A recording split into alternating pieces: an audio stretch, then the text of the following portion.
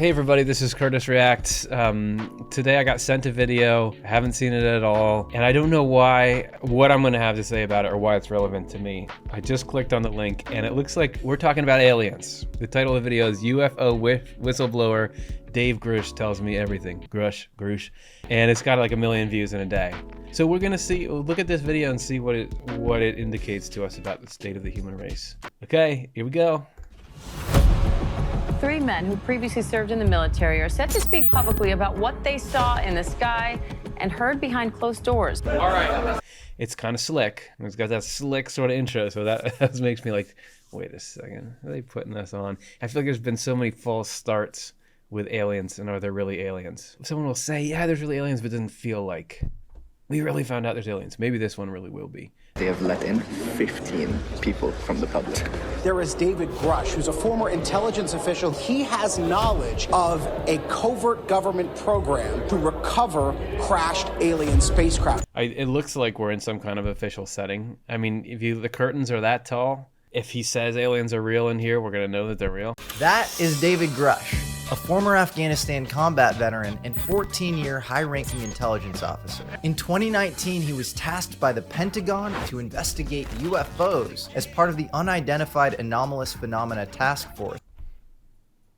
They really have one of those, UAPTF. Grusch started to uncover a program that was being systematically hidden from him, the American public, and our elected representatives. We're done with the cover-up, and we're going to get to the bottom of it, dadgummit. Grusch gave comprehensive documentation about these programs to the Inspector General in the summer of 22. He had brought people on the secret UFO programs directly to meet the Inspector General's team, and had even given the staff the names of the aerospace companies involved in these programs and the locations where the UFOs were ostensibly being kept. I filed my complaint, I told them who to interview, and they ultimately were like, holy shit, this is credible. In June of 23, You just said the S word.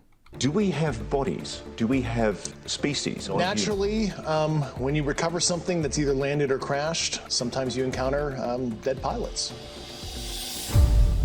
So they have that moment of that guy like, what? And the music goes, tsh, because you should, ostensibly we're feeling that same way too. Wait, are you telling me this is the for real thing? Like you have with your human eyeballs seen a real alien? Come on, have a picture. Then in late July, he testified before Congress in Washington, D.C. The hearing was a wild moment in history. Okay, this is a very long video. They wanted me to skip to this one part. The reason that I would get asked about this in the first place is because Swedenborg, who that's all we talk about on our other YouTube channel, he claimed he had spiritual experiences during which, in a small percentage of those, he met the spirits of people from other planets. And a lot of people say, see, I told you Swedenborg didn't know what he's talking about because he says he talked to aliens. But if aliens are really real, we're good. Well, I mean, we're better. So let's see, maybe this guy now is going to say, what's up with aliens? And are they real? And what, if they're so real, where are they and what are they doing? We look at it, we're like, huh, that's interesting. And then we go about our day and we don't even integrate the phenomenon into our lives. Whoa. Wait a second. Okay, this just got real. I know, it didn't say who that quote is from, but I know who that's from. Where'd you get that quote? Who gave you that quote? How did we get to talking about Swedenborg? All right, let's go. Now I'm in. I'm gonna crack my neck. All right, who's gonna talk about Swedenborg? How are we gonna talk about spirits and angels in this alien video? Let's go.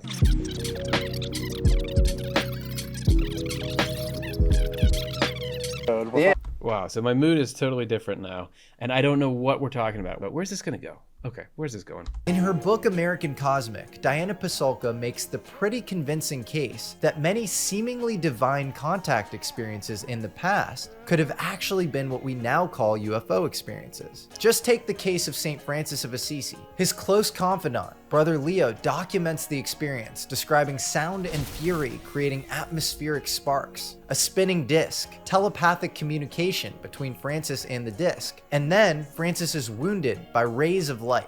Francis interprets these hand wounds as the stigmata of Christ, but Pasulka speculates that maybe this was just radiation damage from a UFO experience. Nah, never really did it for me. The alien encounters are what trigger the reports of spiritual experiences from people who have modern spiritual experiences. If someone has a near-death experience, there's so many indicators that what you're dealing with is fundamentally different, a different kind of existence than what we have. Even if you had an alien spaceship, let's say it's got amazing technology, but it's still made of materials.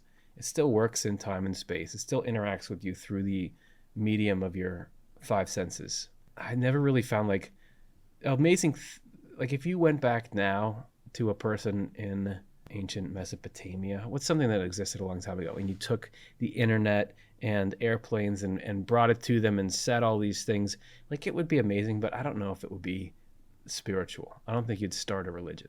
You know, I was reasonably religious, but nothing like crazy. Okay, does this guy have some kind of spiritual transformation? I'm just like reacting in a corner because I don't know where this is going. But if this guy, through his encounter with aliens, got more religious, I'm interested, because all in Swedenborg's books, you know, where he talks to those aliens, everyone says aliens aren't real. He's always talking about the spirituality of aliens, and that's what matters. And if the two are linked, then that's good. Studied physics. I became kind of agnostic. I was like, I don't know about all this kind of woo-woo, stuff that the church espouses and stuff. And then, oddly enough, I've kind of come full circle in some sense where there is this higher sentience. There seems to be higher sentience. I never heard that phrase, but I like that. Let's go. God is higher sentience. I think we're created beings in some manner, whether it be some panspermia from little g gods or big G God. I think about the people, the journey I had, and the most random people that I've known that were placed in my life like 14 years ago, shut the door in my office at NGA and were like, look, dude. And, they started telling me all this stuff that and they brought these like crazy intel reports. I guess I was kind of the right guy that was chosen to do this thing, I guess. But he's got really spiritual sounding language. It's like these people that were put into my life, I was chosen, like forces beyond self-autonomy are directing things. And we're even if we're created in some way, could be right. Panspermia, as I understand it, means there was some planet where it all started and then little bits of life got everywhere. How would I know if I'm right about that? But it sort of seems like something's touched his heart, and now he's open to that concept. He's not got that kind of skeptical physicist alone thing he had going before. There's sort of like a warming of the soul. For me, it's inspiring because it's like this idea that it's just, eat, drink, and be merry or whatever. Yeah. You live, you pay taxes, you work a job, and then you die. Yeah, it adds meaning to life. And it's just like the Vatican Observatory saying, yeah, we're like cool with other sentient life that shows God paints like a, broad brush. And that's pretty cool. And the Catholic Church is very accepting on that. And it just shows, God's providence and God's creative powers if there's actually other interesting sentience besides us. It's like, what was it in the... I love it when, like, these are like some high-end people, there's like that guy's famous, that guy's, and they're saying God, but they're saying it without that. It's not forced, like no one's telling them, you got to say God right now. Hey, God is sponsoring this video, so bring God in there. But they're talking about it, and they're talking about it naturally, talking about God naturally, and it's not forced and it's not awkward, but they're really sitting here like, even if it's theoretical,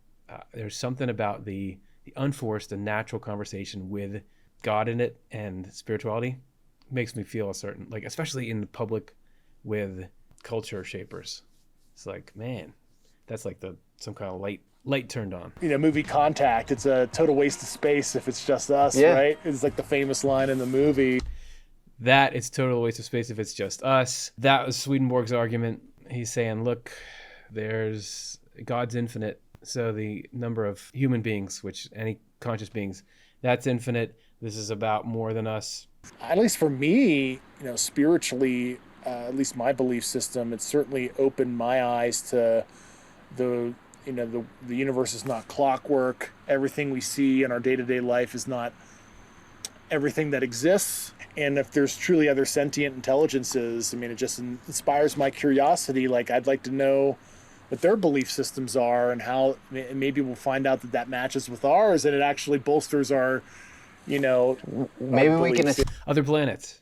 Read Other Planets. If you want to know the belief systems of extraterrestrials, Swedenborg's Other Planets. And I love it when he says, you know, my belief system, and he's got his own little church inside of him.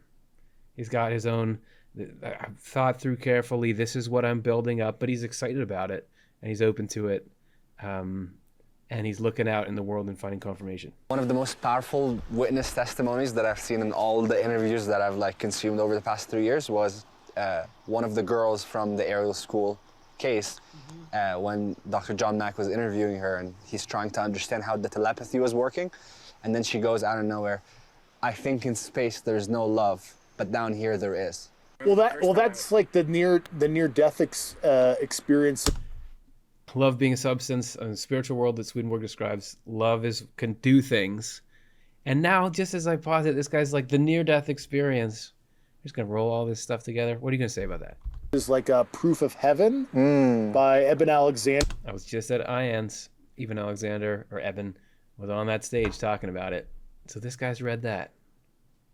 Good on you. He has a very interesting scientific outlook of his near-death, and that was like this like overarching like loving energy something when he ascended to this. It sounded like another like dimensional plane, if you will. That's a super common thing in alien abduction experiences, whether it's the aerial school or Commander George Hoover of the Navy actually talked about this. Aliens often come down, they say, "You don't know how powerful you are. You don't know how amazing and powerful you are." When I saw the thumbnail to this video, or what I was supposed to watch, I wasn't thinking this is the nature of it. I thought we're gonna know like some government files. Look at these guys, they're like so deep into aliens, but then from there, religion and near-death experiences, and from there we're suddenly focused on, like, he's talking about your power and your psychology and how you think and feel, like. And in a lot of mystery rituals, like you know, the Eleusinian mystery rituals and others, but you experience knowledge of your primordial soul. And there is this sort of a la Jesus translation function issue where, you know, he was known to speak in riddles and Jesus is speaking in riddles. Well, Swedenborg would call that correspondences. He had the experience many times of going and talking with angels, and then even being frustrated that he couldn't write down what he had talked about because they wouldn't translate into the language and the concepts that he had in his physical side of his life. Correspondences. The riddles that Jesus spoke in, those are correspondences. Well, yeah, he said he had this knowledge, but when he came back and was trying to verbalize it and write it down, he could not find the human words to translate it. It's like almost like our symbol rate is too slow to communicate the information effectively. And that's why there has to be a system that can translate spiritual concepts into physical concepts, and there's no one-to-one, but you can do it through symbols. So when Jesus says there was a sower sowing seeds, you all know what seeds are, right? And agriculture, and then there's these different kinds of ground that wouldn't let it grow. You know that, right? You have crops. He can say that, and then you can use that as this metaphorical grounding you can slowly understand, oh, a seed is like truth. And just the way a seed has to go in the ground, has to germinate, has to be fed, and it slowly becomes much more than it was. That's the process that ideas and spiritual truths go through as they blossom inside you. But it's complicated enough that if we just tried to describe it without that anchoring correspondence, and you had never seen a seed and you'd never heard it, it wouldn't work. But because you got that language, that's what that's doing. Correspondence is taking the spiritual and making a way in which us 2D people can understand it. We're living in a very interesting time. Yeah. And you are doing a big thing. So it's cool for young people to see. Okay, so that was fun. I like the spirit of those guys. The alien thing, that would be awesome if we could just like leave this ambiguity period, just crack that open. Are there really aliens? Can we just see them? But I love the questions that they're asking about it, and how maybe it's because like there really is something about moving outside the paradigm of There's just us on planet Earth and spiritual stuff. Like the aliens can't interface with us till we're spiritual enough. That's a great Swedenborg quote too. And this is cool. I got dropped into this world. I didn't know who either of those guys were, and I like them. And I like the quest that they're on, and may we all be on this similar kind of quest. And come on, just show me a picture of an alien.